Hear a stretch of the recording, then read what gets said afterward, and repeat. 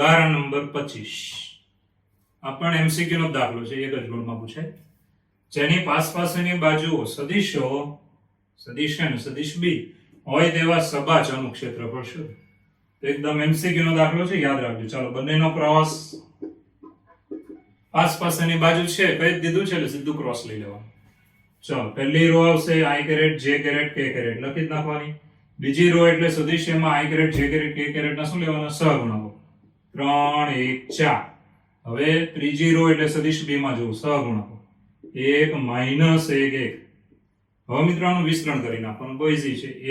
1 1 1 minus plus 4 4 ને કેટલા થઈ ગયા? 5. તો 5i કેરેટ. નાઉ નેક્સ્ટ, ચાલો 3 1 3 માઈનસ 4 1 4 એટલે માઈનસ 1 અને માઈનસ માઈનસ શું થઈ ગયું? Plus j caret.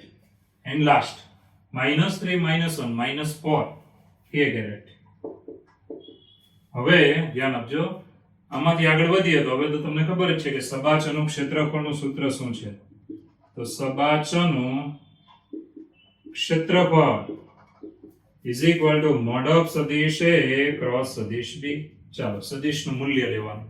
તો is equal two under route, ચાલો i કેરેટના સહગુણકનો વર્ગ કરવાનો પ્લસ j કેરેટના સહગુણકનો વર્ગ પ્લસ k કેરેટના સહગુણકનો વર્ગ. સાદુરૂપ આપી દઈશું. ચાલો, 5 નો વર્ગ 25, 1 નો વર્ગ 1 જ આવે એટલે 26, 4 નો વર્ગ 16, 26. ધ્યાન આપજો. અને 4 નો વર્ગ કેટલો થયો? 16. 26 ને 10 36. 36 ને પાછા આપણે હવે લેવાના 6, બરાબર છે, એટલે 42.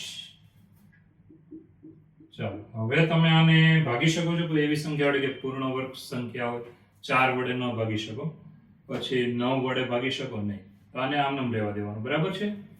એકમ. ચાલો, 16 વડે ભાગી શકો નહીં, 16 2 32 થાય. ઓકે, તો એમસીક્યુ નો દાખલો, સદિશ અને સદિશ b નો ક્રોસ લીધો, પછી કઈ નથી, એનું મોડોક લઈ લો એટલે સબાચનું શું આવી જાય? ક્ષેત્રફળ. જવાબ આવ્યો. ચલો મિત્રો, હવે આવે છે સ્વાધ્યાય નંબર 10.4. બરાબર છે, એકદમ સહેલું સ્વાધ્યાય છે. તમે જે હમણાં ઉદાહરણ ભણ્યા ને આવા નવા દાખલા છે એક એક ગુણના. તો સૌપ્રથમ પહેલો દાખલો જુઓ કે સદિશ a આપ્યો છે, સદિશ b આપેલો છે. તમારે શું મેળવવાનું છે? મોડ ઓફ સદિશ a ક્રોસ સદિશ b. બરાબર છે, મોડ ઓફ સદિશ a ક્રોસ સદિશ b. અને ગુણ્યા નહીં બોલવાનું, અને ક્રોસ જ બોલવાનું. આ સદિશમાં છે નિયમ કે બે સદિશોનો સદિશ ગુણાકાર બહિર્ગુણન છે, અને ક્રોસ બોલવાનું. શું બોલવાનું? ક્રોસ. ઓકે, તો બહુ ઈઝી છે, જોઈ શકો છો. પહેલા આપણે ક્રોસ બનાવીશું. ચાલો, સદિશ a ક્રોસ સદિશ b. ચાલો, પહેલી r i caret j caret k caret. ચાલો, હવે બીજી r એટલે સદિશ a માં જોવાનું સહગુણકો જુઓ 1 - 7 7. સદિશ b માં જુઓ 3 - 2 2. આવી રીતે. હવે આનું વિસ્તરણ કરી નાખો. તો વિસ્તરણ કરી અને સાદરૂપ ડાયરેક્ટ આપી શકો છો. 7 2 14 -14, 7 2 14 માઈનસ માઈનસ પ્લસ 14 એટલે 0. તો અહીંયા આવ્યું 0 ગુણ્યા i કેરેટ. બરાબર છે. ચાલો, 2 1 2 7 3 21, 2 માઈનસ 21 એટલે માઈનસ 19, માઈનસ માઈનસ શું થઈ જાય? Plus 19 j caret. આગળ વધીએ. હવે મિત્રો k કેરેટ માટે જુઓ, -2 અને 7 3 21, 21 કેવા થઈ ગયા? પ્લસ, અને -2 એટલે પ્લસ 19. ચાલો, 19 k કેરેટ. હવે મિત્રો આનું મૂલ્ય લઈએ છીએ કે જે આપણો સવાલ હતો કે મોડ ઓફ સદિશ a ક્રોસ સદિશ b is equal two under route, ચાલો i કેરેટના સહગુણકનો વર્ગ પ્લસ j કેરેટના સહગુણકનો વર્ગ પ્લસ k કેરેટના સહગુણકનો વર્ગ. આવી રીતે. હવે બહુ ચોખ્ખી વાત છે. આને આપણે આમ લખવાનું કે અંડર રૂટ, આનું સાદરૂપ નહીં કરી નાખતા. 19 નો વર્ગ અને 19 નો વર્ગ બે વખત છે, તો આપણે લખવાનું 2 ગુણ્યા 19 નો વર્ગ એક વખત. સરવાળો છે એટલે સરખું હોય તો 2 વડે ગુણીને એકવાર લખવાનું. હવે તમે વર્ગમૂળ લઈ શકો છો. ઇઝ ઇક્વલ ટુ 19 વર્ગમૂળ 2. આ થઈ ગયો આપણો જવાબ. બરાબર, એકમ લખવાની જરૂર. આ થઈ ગયો જવાબ. હકીકત મૂલ્ય છે, મૂલ્યમાં એકમ આવે પણ અહીંયા તો આપણને કીધું નથી શું છે બધું. બરાબર છે. તો સદિશ a સદિશ b ક્રોસ, પછી એનું શું લઈ લેવાનું? મોડ. આટલું સહેલામાં સહેલું છે. બરાબર છે, જે તમને ખબર પડવી જ જોઈએ. ચલો મિત્રો, બીજો દાખલો. જો સદિશ a ને સદિશ b હોય તો સદિશ a પ્લસ સદિશ b અને સદિશ a માઇનસ સદિશ b ને લંબ એકમ સદિશ શોધો. ને લંબ એકમ સદિશ શોધો. બરાબર છે? એટલે આપણે ઉદાહરણમાં ભણ્યા હતા તે રીતે. તો સૌપ્રથમ આપણે શું કરવાનું? તો આ બે સદિશ પહેલા બનાવવા પડશે. ચાલો બનાવીએ. તો સદિશ a પ્લસ સદિશ b, બરાબર છે? આ બનાવવાનું. ચાલો આ બંનેનો સરવાળો કરવાનો. તો અહીંયા આવશે, ધ્યાન આપજો, ડાયરેક્ટ સરવાળો કરી નાખશો તો કોઈ પ્રોબ્લેમ નથી. i કેરેટ ગણી નાખો. 3 અને 1 કેટલા થઈ ગયા? 4 4 i કેરેટ. હવે j કેરેટ ગણવાના. 2 અને 2 કેટલા થઈ ગયા? 4 પ્લસ 4 j કેરેટ. ચલો k કેરેટ ગણી નાખો. 2 અને માઈનસ 2 કેટલા થઈ ગયા? 0. તો અહીંયા થઈ ગયા 0 k કેરેટ. અને ચાલો સદિશ a માઈનસ સદિશ b, બરાબર છે? હવે આપણે અહીંયાથી બાદબાકી કરીશું. a માંથી b ને બાદ કરો. 3 માઈનસ 1 એટલે 2, 2i કેરેટ. ચાલો 2 માઈનસ 2 એટલે 0, 0 j કેરેટ. એન્ડ લાસ્ટ શું આવે જો? 2k caret minus minus plus 2 એટલે 2 ને 2 કેટલા થઈ ગયા? 4. હવે આ બંને બની જાય એટલે હવે આ બંનેનો શું લેવાનું? ક્રોસ. બંનેને લંબ સદિશ મેળવવો હોય ને તો હંમેશા યાદ રાખવાનું કે આપણી પાસે ધારો કે સદિશ a છે, સદિશ b અહીંયા છે, તો આ બંનેને લંબ સદિશ મારે મેળવવો છે તો આવી રીતે આવે. આ સદિશ આ બંનેને કેવો હોય? લંબ. આ સદિશ આપણને ક્રોસ કરવાથી મળે, ક્રોસ કરવાથી. બરાબર છે? નીચે જાઓ તો માઈનસ લખવાનું, ઉપર જાઓ તો પ્લસ લખવાનું. તો આપણે શું કરીએ છીએ? આ બંનેનો શું કરવાનું? ક્રોસ. નામ આપી દઈએ છીએ c. સદિશ c બરાબર સદિશ a પ્લસ સદિશ b ક્રોસ સદિશ a માઈનસ સદિશ b. આવી રીતે. બરાબર છે? હવે મિત્રો ક્રોસ એટલે તમને ખબર જ છે કે ભાઈ નિશ્ચયક i caret j caret k caret પહેલી હાર આવશે. ચાલો બીજી હાર આપણે આમાંથી લખવાની. પ્લસ વાળું છે એના પહેલા લખવાનું. 4 4 0, 4 4 0. ચાલો માઈનસ વાળું છે તેની ત્રીજી હાર આવશે. જુઓ 2 0 4, 2 0 4. ચાલો આનું વિસ્તરણ કરી નાખવા.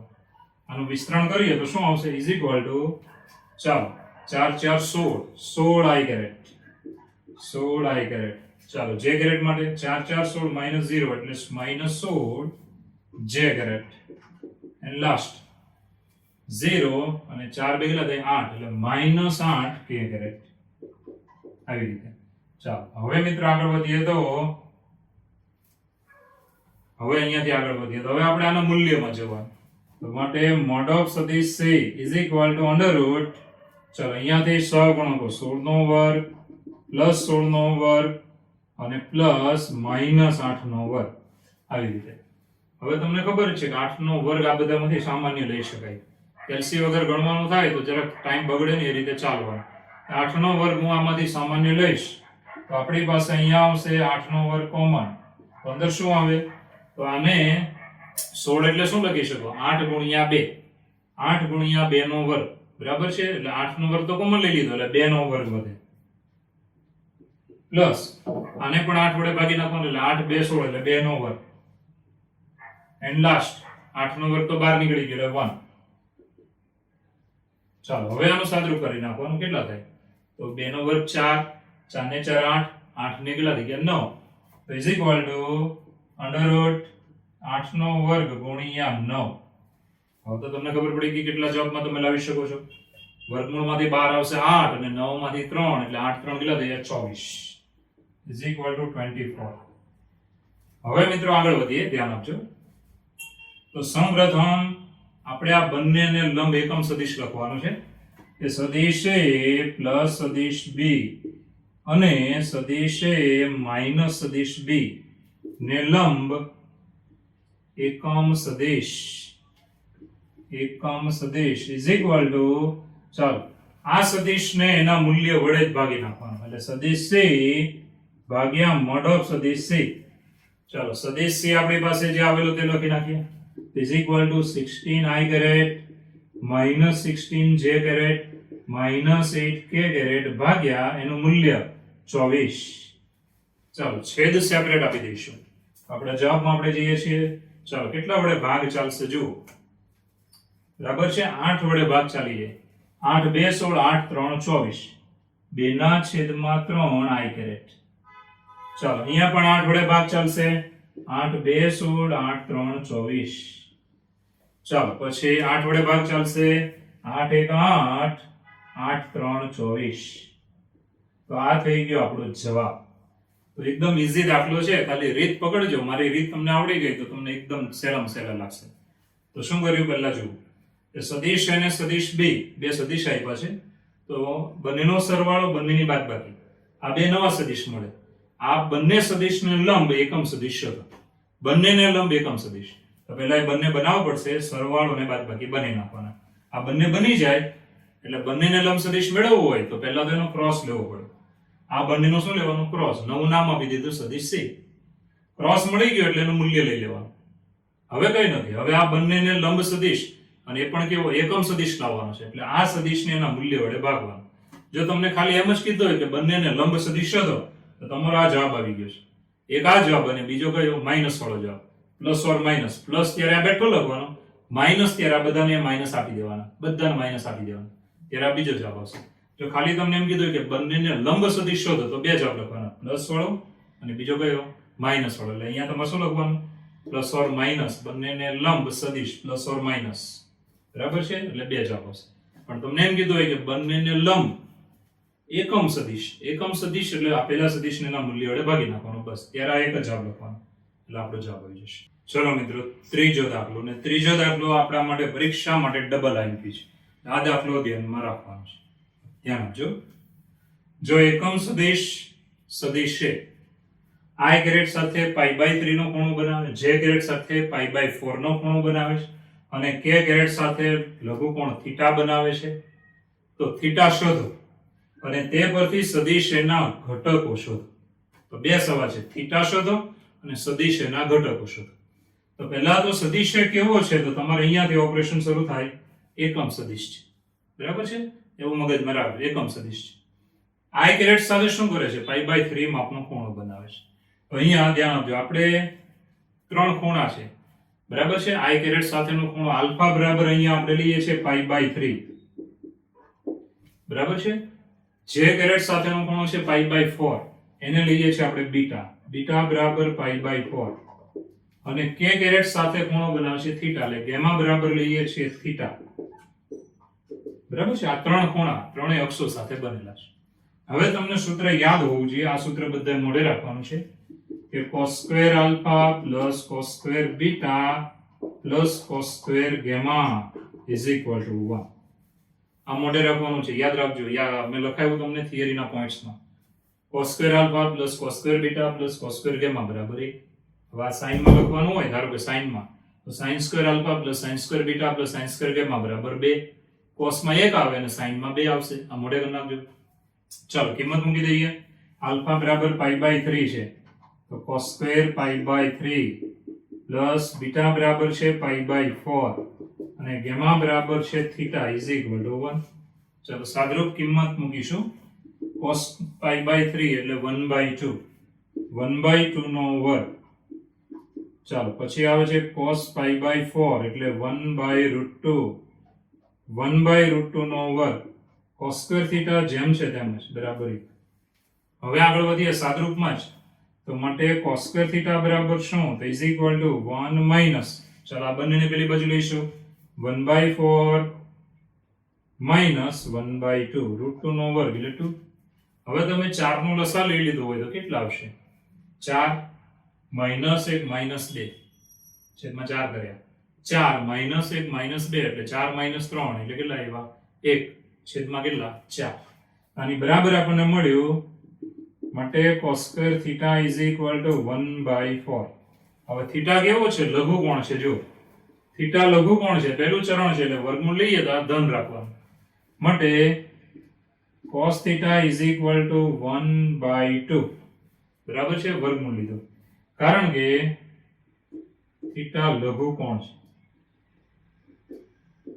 ચાલો હવે મિત્રો θ ની કિંમત, લઘુકોણ છે એટલે પહેલા ચરણની કિંમત આપણે લેવાની. માટે θ બરાબર કેટલા આવશે? તો π/3 60, કારણ કે cos 60 બરાબર કેટલા આવે? 1/2. ઓકે, આ ત્રણ કિંમત આપણને મળી ગઈ. ઓકે, cos આલ્ફા ની આપી હતી, cos બીટા ની અને cos ગામા ની, એટલે તમારે અહીંયા કિંમત આવી θ બરાબર π/3. એટલે ગેમા બરાબર શું મળ્યો π/3 એટલે ત્રીજો ખૂણો મળી ગયો તો થીટાની કિંમત માંગી હતી સવાલમાં થીટાની કિંમત આપણી આવી ગઈ છે હવે સદિશના ઘટક હવે આના પરથી આપણે જે લખીએ છીએ તે વધારે મહત્વનું છે ચાલો ધ્યાન આપજો અહીંયાથી આગળ વધીશું સૌપ્રથમ સદિશ એ કેવો છે તો સદિશ એ એકમ સદિશ છે તો મોડ ઓફ સદિશ એ બરાબર 1 છે ચાલો સદિશ એ એકમ સદિશ છે મિત્રો હવે આગળ વધીએ તો સદિશ એને હું આવી રીતે લઈ લઉં છું કે સદિશ A is equal to xi caret plus yj caret plus zk caret લેતા આવો સદિશ આપણે લઈ લીધો બરાબર હવે આપણે આને આમ લખી શકાય ધ્યાન આપજો કે cos આલ્ફા બરાબર શું આ પ્રમાણે લેતા cos આલ્ફા બરાબર શું આવે i કેરેટ નો સહગુણક x ભાગ્યા સદિશનું મૂલ્ય મોડ ઓફ સદિશ આ સૂત્ર તરીકે આને યાદ રાખવાનું કે જ્યારે આવી રીતે ધ્યાન આપજો પદ આપ્યો હોય કે આ સદિશ x અક્ષ પર i કેરેટ જે આવે એકમ સદિશ x અક્ષ પર આવે 100 x અક્ષ પર આવે એની સાથે જો ખૂણો બનાવતો હોય આલ્ફા તો આ સૂત્ર યાદ રાખવાનું cos આલ્ફા બરાબર શું i કેરેટ નો સહગુણક લેવાનો ભાગ્યા સદિશનું મૂલ્ય લેવાનું એ રીતે cos બીટા બરાબર આપણે આવું લેવાનું ધ્યાન આપજો cos બીટા બરાબર y ના છેદમાં મોડ ઓફ સદિશ એ અને હવે છેલ્લું આપણે આવે cos ગેમા બરાબર z ના છેદમાં મોડ ઓફ સદિશ એ આવી રીતે લેવાનું બરાબર છે હવે આગળ વધીએ તો આ ત્રણે ત્રણ મેં લખી નાખ્યા જે એકદમ સહેલા છે cos આલ્ફા એટલે x i કેરેટ નો સહગુણક છેદમાં મોડ ઓફ સદિશ cos બીટા j કેરેટ નો સહગુણક છેદમાં મૂલ્ય સદિશનું અને cos ગેમા બરાબર k કેરેટ નો સહગુણક છેદમાં મૂલ્ય સદિશનું ચાલો હવે કિંમત મૂકી દઈએ cos આલ્ફા ની કિંમત આપણી પાસે અહીંયા છે જ આલ્ફા બરાબર કેટલા છે π/3 એટલે cos આલ્ફા કેટલા થયા તો તમને બધાને ખબર પડી જાય cos આલ્ફા બરાબર કેટલા થાય 1/2 અને ડાયરેક્ટ ખબર ન પડે તો કિંમત લખી નાખવાની cos π/3 ચાલો x બરાબર x જ રહી છેદમાં મોડ ઓફ સદિશ છે મૂલ્ય કેટલું છે 1 ચાલો આવી રીતે cos બીટા ની કિંમત એટલે બીટા બરાબર કેટલા છે π/4 એટલે cos π/4 ચાલો cos π/4 અને આનું છેદમાં મૂલ્ય કેટલું છે મોડ ઓફ સદિશ છે હવે છેલ્લું cos ગેમા બરાબર થીટા તો જો અને થીટા કેટલો મળ્યો તો π/3 એટલે અહીંયા આવે cos π/3 is equal to z ના છેદમાં 1 હવે મિત્રો આ ત્રણે ત્રણ ની કિંમત આપણે બનાવી નાખવાની ચાલો અહીંયા આવશે માટે x બરાબર કેટલા આવે તો cos π/3 1/2 ચાલો પછી ગેમા બરાબર સોરી y બરાબર શું આવશે y બરાબર cos π/4 1/√2 એન્ડ લાસ્ટ z બરાબર શું આવ્યું cos π/3 એટલે 1/2 બરાબર 1/2 હવે મિત્રો આ ત્રણે ત્રણ મળી ગયા એટલે સદિશના ઘટકો મળ્યા છે x યામ એટલે x ઘટક y ઘટક અને z ઘટક માટે સદિશના ઘટકો ચાલો સદિશના ઘટકો કેવા આવ્યા તો ચોખ્ખી વાત છે કે x બરાબર 1/2 y બરાબર 1/√2 અને z બરાબર 1/2 આ થઈ ગયો આપણો જવાબ આના ઘટકો કહેવાય x યામ y યામ અને z યામ તો ફરી વાર જો એક સદિશ a છે જે એકમ સદિશ છે i કેરેટ સાથે π/3 ખૂણો બનાવે j કેરેટ સાથે π/4 k કેરેટ સાથે લઘુકોણ થીટા બનાવે છે તો થીટા શોધો અને આના પરથી સદિશના ઘટકો શોધો x યામ y યામ z યામ કેટલો છે ઘટક તો પહેલા તો આલ્ફા બરાબર π/3 લેવાનું બીટા બરાબર π/4 લેવાનું અને ગેમા બરાબર શું લેવાનું થીટા હવે આ સૂત્ર બધાય મોઢે રાખવાનું છે કિંમત મૂકીને સાદરૂપ આપશો એટલે તમે અહીંયા સુધી આવી જશો હવે લઘુકોણ થીટા છે એટલે પહેલું ચરણ છે તો વર્ગમૂળ લઈ લો ધન જ જવાબ રાખો માટે થીટા બરાબર π/3 કારણ કે cos ની કિંમત 1/2 1/2 ક્યારે આવે 60 આગળ π/3 તો થીટા મળી ગયો પહેલો જવાબ હતો બીજો જવાબ અઘરો નથી ખાલી ધ્યાન રાખજો કે સદિશ એ કેવો છે તો એકમ સદિશ છે એકમ સદિશ હોય તેનું મૂલ્ય કેટલું હોય તો 1 એકમ હોય બરાબર હવે સદિશ આપણે આવો ધારી લેવાનો આ લીધો છે સદિશ બરાબર શું લીધું xi caret plus yj caret plus zk caret એનો મતલબ x યામ x y યામ y છે અને z યામ z છે બરાબર છે હવે તમારે આ સૂત્ર મોઢે રાખવાનું કે cos આલ્ફા બરાબર શું તો આનો x યામ ભાગ્યા સદિશનું મૂલ્ય મોડ ઓફ સદિશ cos બીટા બરાબર શું? તો cos બીટા બરાબર આનું લેવાનું y ભાગ્યા મોડ ઓફ સદિશ. ચાલો cos ગેમા બરાબર શું? તો આનું લેવાનું z ભાગ્યા મોડ ઓફ સદિશ. હવે આમાં કિંમત મૂકી દો આલ્ફા બીટા ને ગેમા. તો તમને ખબર છે alpha pi by 3 beta pi by 4 gamma બરાબર થીટા છે ને થીટા પાઈ બાય 3. કિંમત મૂક્યા પછી છેદમાં અહીંયા જો મોડ ઓફ સદિશ છે તો એકમ સદિશ હતો, સદિશ એકમ સદિશ હતો એટલે મૂલ્ય 1 છે. છેદમાં 1 આવ્યું માટે x યામ y યામ અને કોણ મળી ગયો z યામ. માટે સદિશના ઘટકો છે 1/2 1/√2 ને 1/2. આવી રીતે લખો અથવા સીધું લખી નાખો 1/2 અલ્પવિરામ 1/√2 અલ્પવિરામ 1/2 તો પણ ચાલશે. ઓકે, ચલો મિત્રો ચોથો દાખલો સહેલો છે. દર્શાવો કે આ બંનેનો ક્રોસ ગુણાકાર બરાબર આ છે. બરાબર છે. તો સૌપ્રથમ ચાલો ડાબી બાજુમાં જે પદ છે તે આપણે લઈશું ક્રોસ સદિશ a પ્લસ સદિશ b. આવી રીતે હવે મિત્રો જેમ અવયવમાં તમે બે અવયવને ગુણો છો ને એ રીતે ચાલો પણ અહીંયા ક્રમમાં ચાલવાનું છે. ક્રમ આડાવડું ન ચાલે. આની બરાબર આપણે આમ લખવાનું પહેલું લેવાનું આની સાથે ક્રોસ સદિશ a ક્રોસ સદિશ a.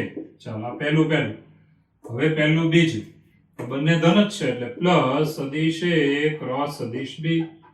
પહેલું બીજું હવે આવે બીજું પહેલું પણ ક્રમ જાળવવાનો મેં કીધું છે માઇનસ સદિશ b ક્રોસ સદિશ a બરાબર. હવે બીજું એટલે માઇનસ સદિશ b ક્રોસ સદિશ b.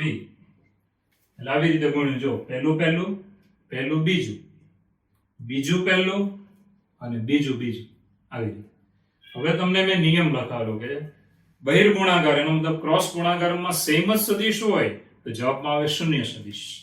અહીંયા જો સેમ છે એટલે શૂન્ય સદિશ થઈ જાય પ્લસ આ પદ જેમ છે તેમ જ.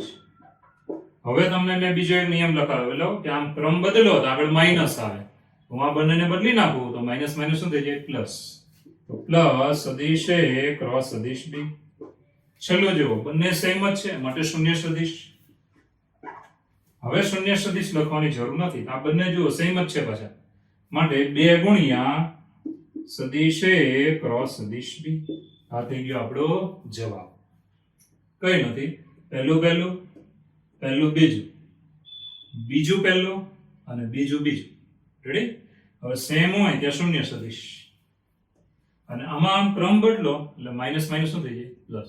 કારણ કે આ નિશ્ચયક છે તમને યાદ હશે નિશ્ચયકમાં 2r ની અદલ બદલ કરો તો નિશ્ચયકનું મૂલ્ય કેવું થઈ જાય વિરોધી એટલે માઇનસ આવે માઇનસ માઇનસ પ્લસ. આ થઈ ગયો આપણો જવાબ. ચલો મિત્રો પાંચમો દાખલો કે આ બે સદિશનો ક્રોસ ગુણાકાર શૂન્ય સદિશ હોય તો લેમ્બડા અને મ્યુ શોધો.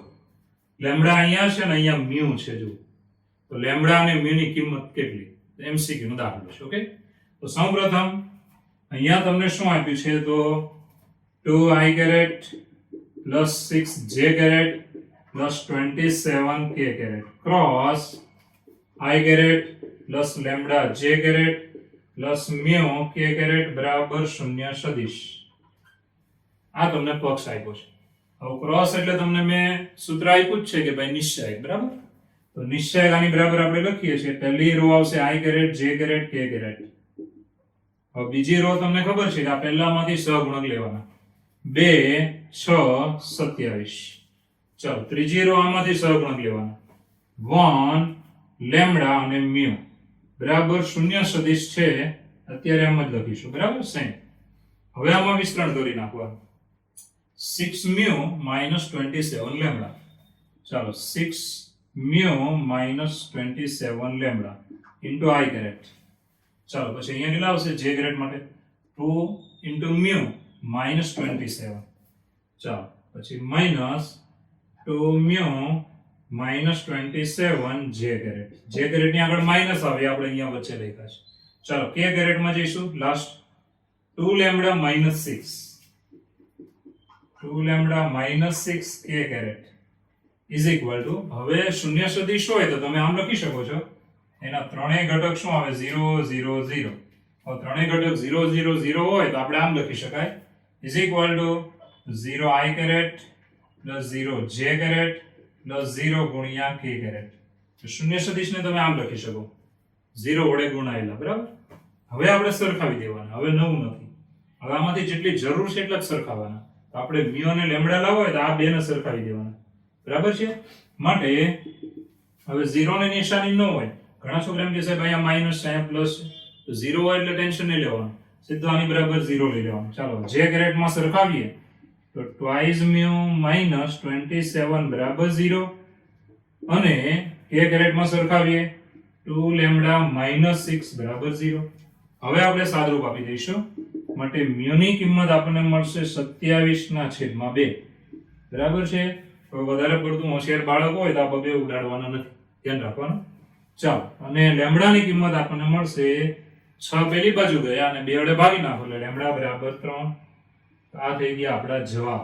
તો કેટલો સહેલો દાખલો જો, ક્રોસ આપ્યો છે શૂન્ય સદિશ, ઓકે, તો આનો નિશ્ચય બરાબર શૂન્ય સદિશ વિસ્તરણ કરી નાખ્યું અને શૂન્ય સદિશ બરાબર શું લખવાનું? 0i grade plus 0j grade plus 0k grade. હવે સરખાવી દીધા, આ બંનેને સરખાવી દો, 0 છે એટલે કોઈ પ્રોબ્લેમ નથી, અને આ બંનેને સરખાવી દો. આ સરખાવશો એટલે બે કિંમત મળી જશે, જે MCQ માં આવું પૂછાય દાખલા, બરાબર છે. ચલો મિત્રો, છઠ્ઠો દાખલો જુઓ. ડોટ ગુણાકાર 0 ક્રોસ ગુણાકાર શૂન્ય સદિશ આપેલ છે, તો સદિશો a અને b વિશે શું તારણ નીકળે? સદિશ a અને b વિશે તમે શું કહી શકો? તો જો, પહેલા તો તમારી પાસે જે સદિશ છે એમાં શું આપ્યું છે કે ડોટ ગુણાકાર 0 છે, બરાબર. હવે ડોટ ગુણાકાર 0 હોય તો કેવી શક્યતા હોય? તો જ આ સદિશ છે ને એના બધા ઘટક 0 હોય, શૂન્ય સદિશ હોય, અથવા આ સદિશના બધા ઘટક 0 હોય, એવું વિચારવાનું. અને આવું ન હોય તો પછી તમારે એવું વિચારવાનું કે ભાઈ આ સદિશ છે એનો મૂલ્ય 0 હોય, બરાબર, મૂલ્ય એટલે મોટો, અથવા આનું મૂલ્ય 0 હોય. હવે 0 હોય તો એનો મતલબ મૂલ્ય 0 હોય, એનો મતલબ શું? કે સદિશના બધા ઘટક 0 હોય. આ શક્યતા છે, એવું નથી કે એ જ આવે, પણ એ આવે તો આ ડોટ ગુણાકાર 0 થાય જ. સદિશના ઘટકો તમે લઈ લો 0 0 0, ડોટ ગુણાકાર કરો જવાબમાં 0 જ આવશે. આ શક્યતા લેવાની છે. તો સદિશ એ બરાબર શૂન્ય સદિશ હોય, અથવા સદિશ b બરાબર શૂન્ય સદિશ હોય, અથવા ત્રીજી શક્યતા ડોટ ગુણાકાર 0 હોય તો બંને સદિશ પરસ્પર કેવા હોય? લંબ. આવી રીતે થાય. તો જ એમ કહી શકાય, ત્રણ શક્યતા બને કે સદિશ એ બરાબર શૂન્ય સદિશ, અથવા સદિશ b બરાબર શૂન્ય સદિશ, અથવા ચાલો ત્રીજી શક્યતા કે સદિશ a અને સદિશ b પરસ્પર કેવા હોય? લંબ હોય. ડોટ ગુણાકાર 0 એનો મતલબ બંને પરસ્પર કેવા હોય? લંબ હોય. આ ત્રણમાંથી ગમે તે વસ્તુ તમે લઈ શકો છો. ડોટ ગુણાકાર 0 તો આપણો નિયમ હતો કે બંને પરસ્પર લંબ હોય, અથવા ડોટ ગુણાકાર 0 તો બંનેમાંથી કોઈ પણ એક સદિશ શું આવે? શૂન્ય સદિશ. લાઈક શક્યતા થઈ ગઈ. હવે મિત્રો ખાસ ધ્યાન આપજો, આ આપણે એક શક્યતામાં નક્કી કર્યું છે, પહેલામાં ડોટ ગુણાકારમાં નક્કી થઈ ગયું, આને હું નંબર આપી દઈશ, નંબર 1. ચાલો હવે બીજું જુઓ. આ બીજું કે સદિશ એ ક્રોસ સદિશ b બરાબર શૂન્ય સદિશ. હવે આમાં પણ આપણે નક્કી કરવાનું છે. હવે ક્રોસ માં શૂન્ય સદિશ ક્યારે આવે? તો તમારે વિચાર લેવાનો. આ તો નિશ્ચય જ છે, યાદ કરજો. પહેલી હાર આવે i grade, j grade, k grade, બીજી અને ત્રીજી હાર. કોઈ પણ એક હારમાં ત્રણેય 0 આવી જાય, એનો મતલબ બીજી ત્રીજી હારમાં 0 આવી ગયા, બીજી હારના ત્રણેય ઘટક 0, અથવા ત્રીજી હારના ત્રણેય ઘટક 0, તો જવાબમાં તો શૂન્ય સદિશ જ થવાનો ને. તો ધ્યાન આપજો. તો બેમાંથી કોઈ પણ એક હાર 0 હોવી જોઈએ, બીજી અથવા ત્રીજી. એનો મતલબ સદિશ એ શૂન્ય સદિશ હોય, સદિશ એ શૂન્ય સદિશ હોય, અથવા સદિશ b શૂન્ય સદિશ હોય. ચાલો, અથવા હવે છેલ્લી શક્યતા ક્રોસ 0 સદિશ શૂન્ય સદિશ થાય, એનો મતલબ સદિશ a અને સદિશ b પરસ્પર સમાંતર હોય. સમાંતર હોય એટલે આના ઘટક તમે લીધા હોય, ધારો કે 1 2 3, તો આના ઘટક એને 2 વડે ગુણીને લઈ લેવાના. 2 4 6, એટલે બંને સદિશ સમાંતર આવે. સમાંતર હોય તો હંમેશા ક્રોસ શૂન્ય સદિશ થાય. કેમ એવું થાય? કારણ કે સમાંતર હોય તો નિશ્ચયનું મૂલ્ય કેવું થઈ જાય? 0. તો યાદ રાખજો, ક્રોસ 0 એનો મતલબ બંને સદિશ સમાંતર. મેં થિયરીમાં તમને લખાયું, યાદ રાખજો. યાદ રાખવાના પોઈન્ટમાં જ લખાયું છે કે આ શૂન્ય સદિશ થઈ જાય ક્રોસ, તો બંને સદિશ પરસ્પર કેવા હોય? સમાંતર. ચાલો, સદિશ એ સમાંતર છે સદિશ b. આ આપણને બીજો પોઈન્ટ મળ્યો. ચાલો, આને નંબર આપી દઈએ છે 2. હવે 1 અને 2 છે. જો અહીંયા શબ્દ આપ્યો છે અને, અને શબ્દ આપ્યો એટલે બંનેમાં હોય તે શરત ચાલે. અને બીજું ખાસ તમે યાદ રાખો કે જો આ બંને સદિશ લંબ હોય તો સમાંતર ન હોય, સમાંતર હોય તો લંબ ન હોય. એ તો બંને લઈ જ ન શકો. બંને માટે કોમન લેવું હોય તો, છેદ લેવો હોય તો આ બંને સાથે લઈ ના શકાય. ચાલો 1 અને 2 માટે, ચાલો 1 અને 2 માટે સદિશે લંબ સદિશ b અને સદિશે સમાંતર સદિશ b એક સાથે શક્ય નથી. આ બંને સદિશો લંબ હોય સમાંતર હોય, બંને એક સાથે શક્ય નથી. વચ્ચે અને છે એટલે આ બંને એક સાથે શક્ય નથી. તો બંનેમાં કોમન હોય તેવી શરત કઈ આવી? તો બંનેમાં કોમન હોય તેવી શરત આટલી છે. માટે સદિશ A બરાબર શૂન્ય સદિશ અથવા સદિશ B બરાબર શૂન્ય સદિશ. હવે આના મૂલ્ય લઈએ તો માટે મોડ ઓફ સદિશ A બરાબર 0 અથવા મોડ ઓફ સદિશ B બરાબર 0. એનું મૂલ્ય કેવું આવે? 0. આપણે આ તારણ નીકળ્યું એના પરથી કે આ બંને સદિશના મૂલ્ય બેમાંથી એક સદિશનું મૂલ્ય કેવું હોવું જોઈએ? 0. અથવા બંનેના મૂલ્ય 0 હોય તો પણ જવાબ એ જ આવશે. તો જોઈ લો, સહેલું છે, એટલું બધું ડેન્જર નથી. નિયમ આવડતા હશે તો દાખલો આવડી જશે. કે ડોટ ગુણાકાર 0 છે, ક્રોસ ગુણાકાર શૂન્ય સદિશ છે, તો સદિશ A અને B વિશે તમે તારણ કાઢો કે આ ભાઈ કેવા સદિશ છે. તો ડોટ ગુણાકાર 0 એનો મતલબ સદિશ A શૂન્ય સદિશ હોય અથવા સદિશ B શૂન્ય સદિશ હોય અથવા બંને લંબ હોય. ક્રોસ ગુણાકાર શૂન્ય સદિશ તો સદિશ A શૂન્ય સદિશ હોય અથવા સદિશ B શૂન્ય સદિશ હોય અથવા બંને સમાંતર હોય. હવે વચ્ચે અને શબ્દ આપ્યો છે, માટે લંબ અને સમાંતર એક સાથે શક્ય નથી. એટલે આ શરત નીકળી ગઈ. આ શરત નીકળી ગઈ. વધી આપણી પાસે બંનેમાં સેમ છે શરત. છેદમાં તો બંનેમાં એક લેવાનું હોય તો એ આપણે શરત લઈ લીધી. માટે સદિશ A શૂન્ય સદિશ અથવા સદિશ B શૂન્ય સદિશ માટે એના મૂલ્ય કેવા આવે? 0. આ થઈ ગયું એનું તારણ કે બંને સદિશના મૂલ્ય કેવા છે? 0. ચલો મિત્રો, 7મો દાખલો જો. તો સદિશ સદિશ A સદિશ B સદિશ C અનુક્રમે a1i plus a2j plus a3k b1i plus b2j plus b3k. અને ત્રીજો છે સદિશ C કેવો છે? c1i plus c2j plus c3k છે. સાબિત કરો કે સદિશ A ક્રોસ સદિશ B plus સદિશ C is equal to સદિશ A ક્રોસ સદિશ B plus સદિશ A ક્રોસ સદિશ C છે. આવું સાબિત કરવાનું છે. તો એકદમ ઈઝી છે. આવા દાખલા જોઈને ગભરાવાનું બહુ સહેલા હોય છે. તો પહેલા આપણે શું કરીએ? ડાબી બાજુનું પદ લઈએ છીએ. તો ડાબી બાજુમાં તમે જુઓ તો સદિશ B plus સદિશ C છે. એને આપણે ડાયરેક્ટ લખીએ છીએ. તો અહીંયા ડાબી બાજુમાં છે સદિશ A ક્રોસ સદિશ B plus સદિશ C. હવે મિત્રો B અને C નો સરવાળો કરી નાખીશું. તો ઇઝ ઇક્વલ ટુ સદિશ A બરાબર શું છે? તો સદિશ A બરાબર છે a1 i caret plus a2 j caret plus a3 k caret. Okay, હવે B અને C નો સરવાળો કરીશું. પ્લસ, ચાલો B અને C નો સરવાળો કરશો તો એમાં તમે જુઓ B અને C એનો સરવાળો i કેરેટ કોમન નીકળે તો b1 plus c1.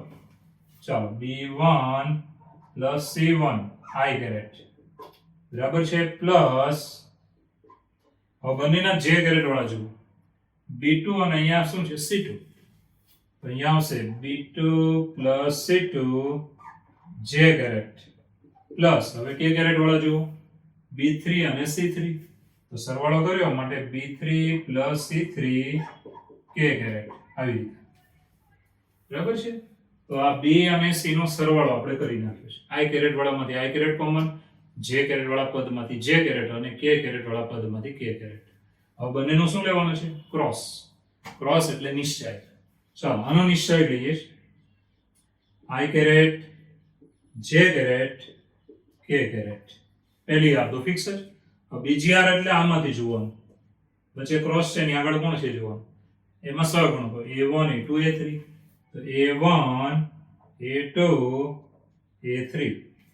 ચાલો હવે એના પછીના સદિશમાં જોવાનું. i કેરેટ નો સહગુણક કોણ છે? b1 plus c1. ચાલો j કેરેટમાં b2 plus c2 અને k કેરેટમાં b3 plus c3. ચાલો b3 plus c3. ઓકે, હવે આ નિશ્ચયકનું વિસ્તરણ આપણે કરવાનું છે, તો વિસ્તરણ કરી નાખવાનું, બહુ ઈઝી છે. જો ચાલો આનું વિસ્તરણ કરીએ તો તમને ખબર જ છે કે ભાઈ અગ્રવિકર્ણ માઇનસ પ્રતિવિકર્ણ, બરાબર, એને ગુણીને જ લખવાનું. તો શું આવશે? I કેરેટ કૌંસમાં, ચાલો અગ્રવિકર્ણ આને ગુણી નાખવાનું, A2 B3 પછી પ્લસ A2 C3 માઇનસ પ્રતિવિકર્ણ આને ગુણી નાખો ને આગળના માઇનસ એ બંને આને આપી દેવાના છે, બરાબર. તો શું આવશે? A3B2, ચાલો A3B2 પછી માઇનસ આને આપવાના છે એટલે માઇનસ A3C2. મિત્રો આ થઈ ગયું પહેલું, I કેરેટ અગ્રવિકર્ણ માઇનસ પ્રતિવિકર્ણ. રેડી? હવે J કેરેટ માટે જઈશું, માઇનસ J કેરેટ ઇન્ટુ, ચાલો આ બાજુ લખીએ J કેરેટ ઇન્ટુ, ચાલો એમાં શું આવશે? અગ્રવિકર્ણ એટલે A1 વડે આને ગુણીને લખો તો A1B3 પ્લસ A1C3, ચાલો માઇનસ પ્રતિવિકર્ણ A3 વડે આને ગુણીને લખીએ, ચાલો A3B1 માઇનસ A3C1 આવી રીતે, પ્લસ ચાલો છેલ્લો K કેરેટ લઈશું, શું આવે જો હવે આને અહીંયા ગુણીને લખવાનું, A1B2 plus A1C2 minus પ્રતિવિકર્ણ A2B1 minus A2C1. આવી રીતે આપણે ગુણાકાર કરી નાખ્યો. હવે ખાલી સાદરૂપ જ આપવાનું છે, નવું કશું નથી. સાદરૂપ જુઓ. હવે મિત્રો સાદરૂપ આપીએ છીએ, ધ્યાન આપજો. ચાલો આ ભાગમાં જોજો, આ બાજુ સાદરૂપ. સૌપ્રથમ શું કરીએ તો બહુ ચોખ્ખું છે, આપણે જે જમણી બાજુ છે ને, આ જમણી બાજુ જો એમાં કોણ કોણ છે જોવાનું, એક સદિશ A અને ક્રોસ સદિશ B છે. હવે એમાં બધા A1 A2 A3 છે ને સદિશ B માં આ શું છે ઘટકો B1 B2 B3. આપણે ખાલી આમાં કોને સાથે લેવા જોઈએ તો A અને B વાળા, અને પછી અહીંયા છેલ્લે કોણ છે A અને C છે તો A અને C વાળા. તો બે ભાગ પાડી દઈશું, બે ગ્રુપ બનાવી નાખીએ અલગ. પહેલા ગ્રુપમાં આપણે રાખીશું A અને B વાળા, બીજા ગ્રુપમાં રાખીશું A અને C વાળા. હું પહેલા લઈશ A અને B વાળા, ધ્યાન આપજો. A અને B વાળા જ ખાલી I કેરેટમાં જોવાનું, A અને B વાળા પદ કયા છે તો અહીંયા જોવાનું, A અને B દેખાય ને અહીંયા એ રીતે અહીંયા દેખાય A અને B, તો એટલા જ હું લઈશ. ઇઝ ઇક્વલ ટુ, ધ્યાન આપજો, ચાલો A અને B વાળા આપણે લઈએ તો I કેરેટ કૌંસમાં, ચાલો A અને B વાળા કેટલા છે A2 B3 પછી minus A3 B2 minus A3 B2. ચાલો હવે બાકીના છે ને પછી લઈશું ખાલી A અને B વાળા, માઇનસ J કેરેટ. હવે આમાં A અને B વાળા જ લેવાના, A1 B3 માઇનસ, હવે આમાં A અને B વાળું કયું છે A3 B1 A3B1, ચાલો પ્લસ K કેરેટ. હવે આની અંદરથી પણ A અને B વાળા જ લેવાના, A1 B2 minus A2 B1. હવે મિત્રો આ ખાલી આપણે A અને B વાળા જ લીધા છે.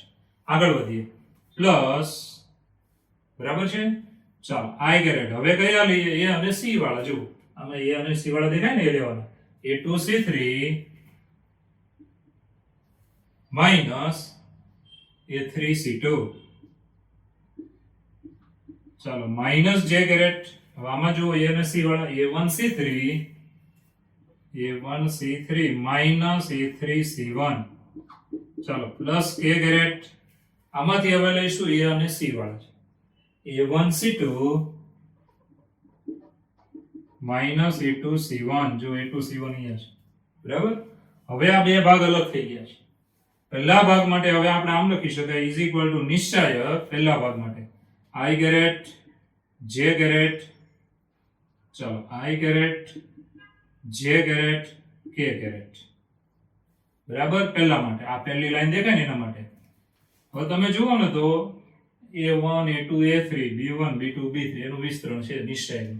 અહીંયા આપણે ક્રમમાં ચાલવાનું, A1 A2 A3 B1 B2 B3 આવી રીતે. તો મિત્રો હવે તમે આનું વિસ્તરણ કર્યું હોય ને તો આ ઉપરનું આવી જાય, જો I caret a2b3 minus a3b2 છે ને માઇનસ જે ગ્રેડ a1b3 માઇનસ a3b1 પછી આ છેલ્લું a1b2 માઇનસ a2b1 આનું વિસ્તરણ છે આ પહેલી લાઈન હવે બીજું કોનું વિસ્તરણ છે તમને ખબર જ પડી જાય મારી કરતા વધારે બરાબર છે ચાલો પહેલી row i caret j caret k caret હવે બીજી રો કેવી બને બધાને ખબર પડી જાય a અને c વાળા પદ છે એટલે a1 a2 a3 c1 c2 c3 હવે તમે આનું વિસ્તરણ કરો ને એટલે એક્ઝેક્ટ આવશે બરાબર તો હવે આ જે આવી ગયું તે કોણ આવ્યું તો તમારે ક્રોસ માટે નિશ્ચય લખતા હતા તો નિશ્ચય પરથી ક્રોસ લખી શકો તો ઇઝ ઇક્વલ ટુ અહીંયા મળ્યું આપણને સદિશ a ક્રોસ સદિશ b પ્લસ હવે આ કોણ મળ્યું તો સદિશ a ક્રોસ સદિશ c આ થઈ ગઈ આપણી જમણી બાજુ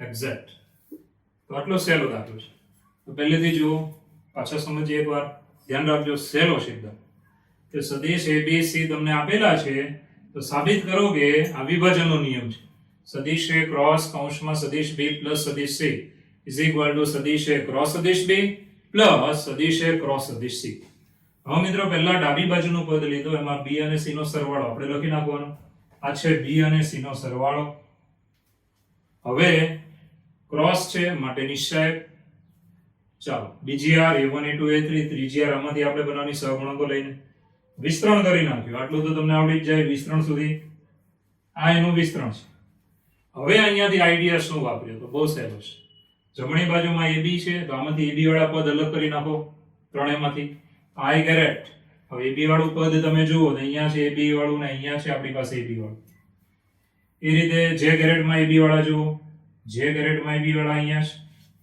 છે k કેરેટમાં ab વાળા જુઓ આટલા પદ અલગ કરી નાખ્યા એટલે એક પદ આપણે અહીંયા લખ્યા ધ્યાન આપજો આ છે એ પદ પછી a અને c વાળા અલગ કરી નાખો બાકીના હવે આની બરાબર આ છે નિશ્ચયક આનું વિસ્તરણ કરો એટલે એક્ઝેક્ટ આવે છે આનું વિસ્તરણ કરો એટલે એક્ઝેક્ટ આ નિશ્ચયક આપણે આ નિશ્ચયકનું વિસ્તરણ કરો એટલે આવી જશે હવે આ કોણ છે તો સદિશ a ક્રોસ સદિશ b આ કોણ છે સદિશ a ક્રોસ સદિશ c વચ્ચે શું છે પ્લસ માટે આટલો ઈઝી દાખલો થઈ જાય ગભરાયા વગર તમે વિચારો તો સહેલામાં સહેલો દાખલો છે ઓકે